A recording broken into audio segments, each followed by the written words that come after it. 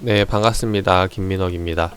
자, 오늘 시간에는 짱가님이 질문 주셨던 내용에 대해서 좀 답변을 드려보고자 하는데, 자, 일단 질문 내용부터 좀 살펴보도록 할게요. 자, 질문. 적정 주가를 계산하는 방식들이 많던데, 적정 주가를 참고를 하는지, 그리고 한다면은 어떤 방식을 선호를 하는지, 여기에 대해서 한번 답변을 드려볼까 합니다. 자, 일단 적정 주가를 참고하는지 여기에 대해서 답변을 해보자면은 그렇다라고 말씀을 드리고 싶고, 한다면은 어떤 방식을 선호를 하냐 여기에 대해서 이제 이야기를 들어보면은 이제 상황마다 좀 다를 거라고 생각이 돼요. 그래서 그 상황들이 어떤 상황들인가 여기에 대해서 좀 설명을 드려보면은, 일단 첫 번째로 가장 많이 쓰는 것 중에 하나가 공모가입니다. 네, 공모가가 뭐냐? 이걸 말씀을 드리면은 이제 신규 상장주가 되겠죠. 신규 상장주들 같은 경우는 이제 그 증권사들이 그 기업의 적정 가치를 매겨요. 그 적정 가치를 매기는데 어떤 식으로 매기냐면은 예를 들어 이제 A 기업이 신규 상장을 한다라고 했을 때 얘 기업이 기업 가치가 이제 10,000원이다. 이제 이렇게 적정 주가를 내게 되는데, 이 10,000원이라는 근거가 어떻게 나오냐면은 현재 주식시장에 상장되어 있는 동종 업종 간의 주가를 비교를 합니다. 그래서 얘네가 지금 현재 주가가 얼마이고, 그리고 얘네가 주가 대비 벌어들이는 매출이 얼마인지 비교를 해서 이 기업들의 평균 값을 내서 이 A에 대한 적정 주가를 낸다라는 거죠. 이제 그래서 이 공모가를 많이 애용을 하는데, 근데 이거는 이제 신규 상장주에만 한해서, 왜냐면은 이거는 그 당시, 그러니까 이게 뭐 2020년도의 적정 주가지 2010년도 혹은 2030년도의 적정 주가가 될 수는 없잖아요. 거기에 대해서 계속해서 가치가 바뀌기 때문에. 그래서 이거는 그냥 단기적인 구간에서만 좀 참고를 하는 정도로만 보고 쓰고 있다라고 봐주시면 좋을 것 같고, 그렇다는 말은 신규 상장주 말고 다른 기업들은 어떻게 적정 주가를 매기냐 여기에 대해서 말씀을 드려보면은, 뭐 일단 여러 가지 방법들이 있어요. 이런 식으로 이야기 드렸듯이 여러 동종 업종 간에, 네, B, C, D 뭐 이렇게 있죠. 여러 기업들 간에 이제 매출을 비교를 하는 거죠. 현재 주가 대비 이제 실질적으로 당기 순이익을 비교를 해서 어느 기업이 실제로 많이 벌고 있는지, 주가 대비 이제 이런 것들을 비교를 해서 분석하는 방법이 있는데, 근데 이거는 사실 뭐 이제 좀 우량 기업들, 이제 우량 기업들에 대해서는 좀 많이 참고를 하지만은, 중소형주들 같은 경우는 이런 매출적인 부분보다는 좀 성장성이라던가 아니면 현재 시장에 대한 이슈라던가 이런 여러 가지 외부 변수들이 많기 때문에 크게 사용은 하지 않습니다. 그래서 이렇게 사용을 하지 않고 저는 다른 방법을 많이 참고를 하는데, 자, 어떤 방법을 참고를 하냐면은, 요번에 제 친구한테서 이제 오늘이죠. 오늘 이제 질문이 하나 왔어요. 오늘 이제 비덴트 같은 경우는 아래에서 7,000원대 살만하냐 라고 질문이 왔는데, 제가 이제 1초의 망설임도 없이 그렇다라고 대답을 했어요. 그래서 왜 이런 대답을 할 수 있는지 여기에 대해서 좀 이야기를 드려볼까 하는데, 이게 이제 바로 적정 주가에 대한 부분이 되겠죠. 그래서 어떻게 적정 주가를 알고 이제 7,000원대를 이야기를 했느냐, 이거를 좀 말씀을 드려보도록 하겠습니다. 자, 이것을 이야기하려면은 이제 당연히 과거 좀 차트를 좀 봐야 될 것 같은데, 비덴트 같은 경우는 크게 세 번의 사업 변화가 있었어요. 첫 번째는 이제 이 A 구간이라고 볼게요. 2015년도까지, 2016년도 이전의 구간을 A라고 보고, 그 다음 2016년도 이후를 B라고 보도록 하겠습니다. 그리고 거래 정지된 이후에 그 다음 구간을 이제 C라고 본다면은, 여기에 대해서 적정 주가에 대한 변화가 일어났던 게 세 구간이라고 보시면 된다는 거예요. 그래서 일단 A에 대한 부분을 먼저 말씀드리면은, 비덴트라는 기업이 원래 자체적으로 하고 있는 게 방송 장비를 파는 기업이에요. 이제 그러다 보니까 사업 내용을 좀 보면은, 방송용 디스플레이 개발, 제조 판매를 주요 사업으로 영위하고 있다. 그래서 TV 로직 해가지고 뭐 여러 이제 해외적으로 이제 전 세계적으로 이제 방송 장비를 팔고 있는데 우리가 이제 흔히 생각하는 이제 카메라라던가 뭐 이제 TV라던가 이런 것들이 되겠죠.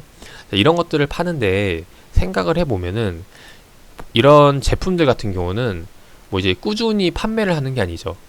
이제 뭐 우리가 TV를 계속해서 매일 바꿔 사는 게 아니듯이 한 번 사고 나면은 그게 고장이 날 때까지 계속 쓴다던가 아니면은 새로운 제품, 훨씬 더 뛰어난 제품이 나와서 바꾸지 않는 한 이제 꾸준히 오래 쓴다라는 거예요. 이제 그러다 보니까 비덴트라는 기업도 마찬가지로 방송 장비라는 판매하는 업체가 이게 제한되어 있기 때문에 주가가 이렇게 크게 올라갈 수 있는 그런 기업은 아니다라는 겁니다. 그래서 결국에는 주가가 어느 정도 이제 꾸준히 횡보할 수밖에 없는 시점이고, 그래서 이전의 주가 흐름을 보면은 얘가 이제 3,000원대에서 4,000원대에 주가 흐름을 보여주던 모습을 보여줬었어요. 이때가 이제 방송 장비를 판매하던 시절 때. 그래서 이게 이제 보통 이제 3,000원대에서 4,000원대가 적정 주가가 되겠죠. 실질적으로 팔고 있는 매출 대비 주가 흐름이니까. 그리고 이후에 주가가 급등이 나오기 시작을 하는데, 자, 이 급등이 나왔던 이유에 대해서, 배경에 대해서 간단히 설명드려 보면은 이제 VR 시장에 대한 투자라고 보시면 될 것 같아요. 당시 삼성전자가 이제 VR 시장을 규모를 키우겠다, 뭐 이제 이런 이야기가 나오면서 이제 그 당시 TV로직스가 이제 사명을 세븐스타벅스로 바꾸면서 이제 VR 시장에 뛰어들게 되죠. 그래서 여기에 대해서 이제 실질적으로 매출은 안 나는데 이제 그 기대감에 주가가 크게 올랐던 시절이라고 보시면 되겠습니다. 우리가 이제 주식 가격을 구하는 곡식 중에 하나가 이제 EPS 곱하기 PER이 있거든요. 이게 이제 주가인데, 자, EPS라는 게 주당 순이익이에요. 순이익 곱하기 이제 PER이라는 게 이제 기대감이죠. 얘가 진짜 얼마만큼 갈 수 있냐, 뭐 이런 것들인데, 순이익 같은 경우는 매년 매 분기 나오는 거기 때문에 딱 정해져 있지만은 주가는 계속해서 요동친다라는 거죠. 그게 왜냐? 이 PER 때문에 기대감이 많이 올라가면은 주가가 올라가고 기대감이 떨어지면은 주가가 떨어진다라는 겁니다. 그래서 마찬가지로 이 당시에 VR 시장에 뛰어들면서 시장에 대한 기대감을 가지고 주가가 크게 올라갔다라는 거죠. 매출이 나와서가 아니라. 그래서 근데 이거 결과적으로 봤을 때는 이 VR 시장도 그 당시에 잠깐 뭐 한다라고 나왔다가 뭐 기술력도 안 되고 뭐 시장에 대한 반응도 별로 좋지 않고 그러다 보니까 다시 한 번 더 쭉 떨어지게 된다라는 겁니다. 어디까지? 이전에 VR을 하기 전에 주가까지 계속해서 이제 떨어지다가 그 다음에 이제 이때 당시에 얘네가 사업 하나를 인수를 하게 됐는데, 이제 어떤 사업을 인수를 하냐면은 좀 보여드려 볼게요. 그 비덴트 사업 보고서를 보면은 관계회사 들어가서 계열사에 이 빗성코리아가 있습니다. 우리 많이 들어봤죠? 네. 가상화폐 거래소. 자, 가상화폐 거래소가 생겼는데 얘가 언제 시작을 했냐면은 최초 취득일자가 2017년도 2월달 말이에요. 그 말은 즉 2월달 말부터 저 가상화폐 거래소에서 거래되는 금액의 일부를 이 비덴트가 가져온다라는 거죠. 이제 그러다 보니까 실질적으로 그 당시 매출을 보면은 연간 매출을 좀 보도록 할게요. 얘가 원래 방송 장비만 팔던 때는 영업이익과 당기순이 계속해서 적자를 기록을 했는데 2017년도 이후부터 그 가상화폐에 대한 거래세를 이 기업이 관계 기업에서 갖고 오면서 실질적으로 비덴트 역시도 당기순이익이 증가하는 시점이 2017년도 18년도 때라는 거죠. 그래서 600억대 600억 이렇게 늘어나게 되는데, 그래서 결국에는 이거는 이제 EPS에 영향을 주는 거죠. 그래서 EPS 곱하기 PER, 실제로 이익에 영향을 주는 거다 보니까 여기에 대한 적정 주가를 이전 3,000원대 4,000원대가 아니라 상향 조정해야 된다라는 겁니다. 얼마만큼? 지금 600억을 버는 만큼. 근데 이게 앞으로 장기간 계속해서 꾸준히 유지가 될 거다라고 하면 적정 주가를 이제 어느 정도 계속해서 600억을 찍어낸다면은 계속 그 주가의 평균값을 구해가지고 적정 주가를 구할 수 있을 텐데, 지금 시점은 사실 2017년도 이때부터 봤을 때 2017년도, 18년도, 19년도 사실상 3회밖에 없어요. 그 연간 기준으로 봤을 때. 그래서 장기적인 데이터로 쓰기는 조금 어려운 부분이 있고, 단기적인 부분에서는 어느 정도 좀 짐작해서 쓸 부분이 나올 거라고 생각이 됩니다. 그게 어디냐면은 바로 가장 저점을 지금 매출 대비 주가가 가장 저점을 찍었던 구간을 참고를 하면 좋을 것 같다라는 거죠. 그 구간이 어디냐? 거래소가 열리고 나서 주가가 급등 나왔던 건 이거 역시 마찬가지로 기대감이기 때문에 빼기로 하고, 이 거품을 뺀 가격이 어디냐면은 이제 7,000원대에서 7,000원 내지 8,000원대에서 2019년도 초에 지지를 받았다라는 겁니다. 근데 여기를 깬 거는 물론 요번에 코로나 이슈 때문에, 그리고 여러 가지 이유들 때문에 빠졌겠죠. 근데 결과적으로 봤을 때 생각을 해볼게요. 상식적으로 얘가 지금 3,000원대까지 빠졌잖아요. 3,000원대까지 빠졌는데 지금 이 3,000원대까지 빠진 주가가 어디냐면은 이전에 방송 장비만 할 때예요.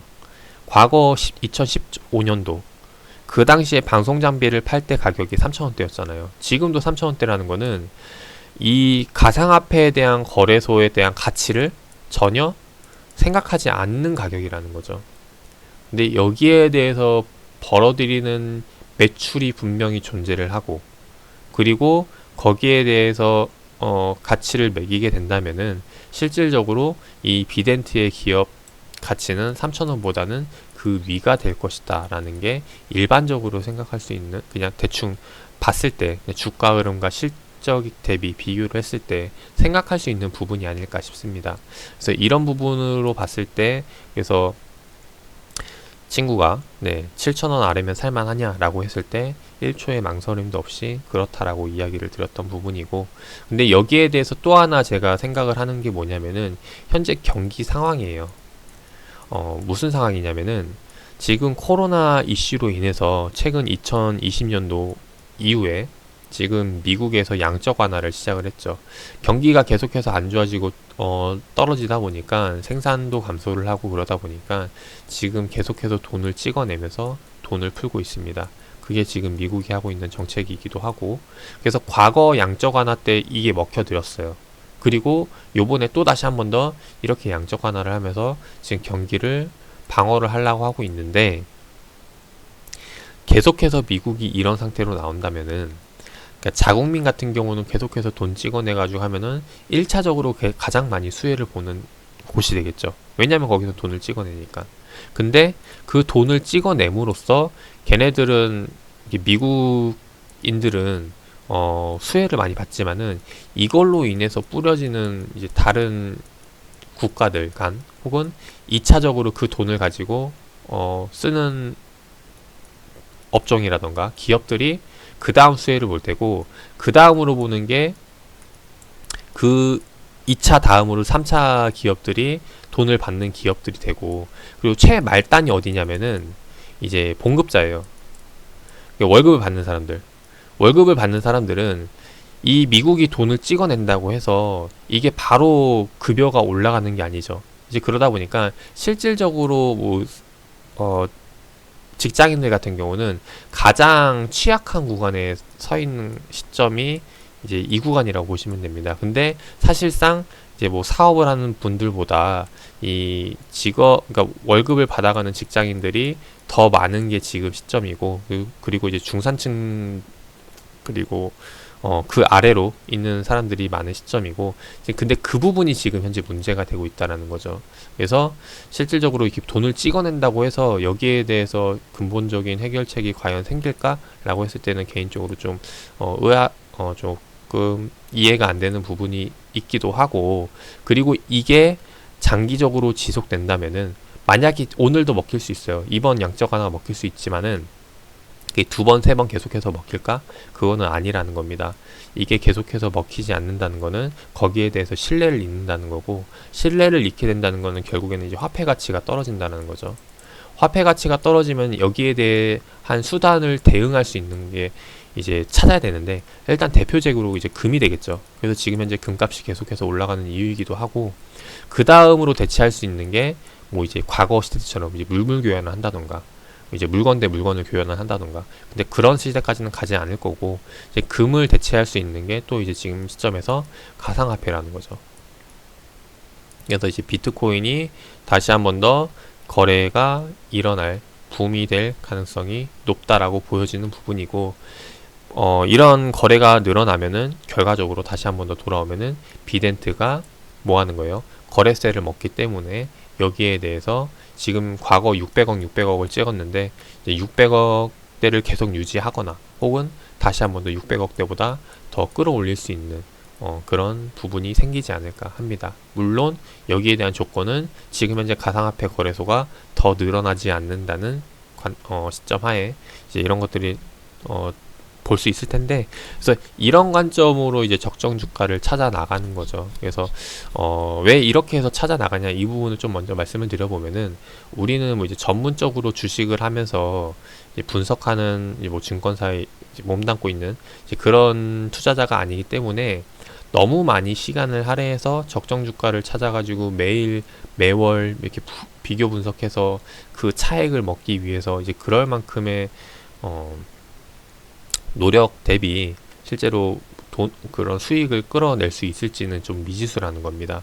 우리 자금력도 자금력이지만은 실제로 그렇게 노력을 해서 주식시장의 중소기업들 쪽으로 이제 그런 방향이 될지도 미지수이기도 하고, 이제 그러다 보니까 제가 이제 우량주와 좀 이제 코스닥 시장 중소주 기업들로 이렇게 분류를 하는 부분이기도 하고요. 아무튼 이제 이런 식으로 해서 지금 비교를 한다라는 거, 결국에는 이제 큰 기준을 잡아가지고 이제 거기에 대해서 맞춰가지고 좀 생각을 하면 좋지 않을까 싶고, 그 기준이라는 것은 이제 과거에 움직였던 매출 대비 이제 움직였던 그런 주가 흐름들을 살펴보고 그 매출이 계속해서 유지가 된다라고 가정을 했을 때 이제 이런 것들이 이제 적정 주가가 나타난다라고 생각을 하면 되겠죠. 그래서 뭐 이제 이런 식으로 지금 계산을 하는데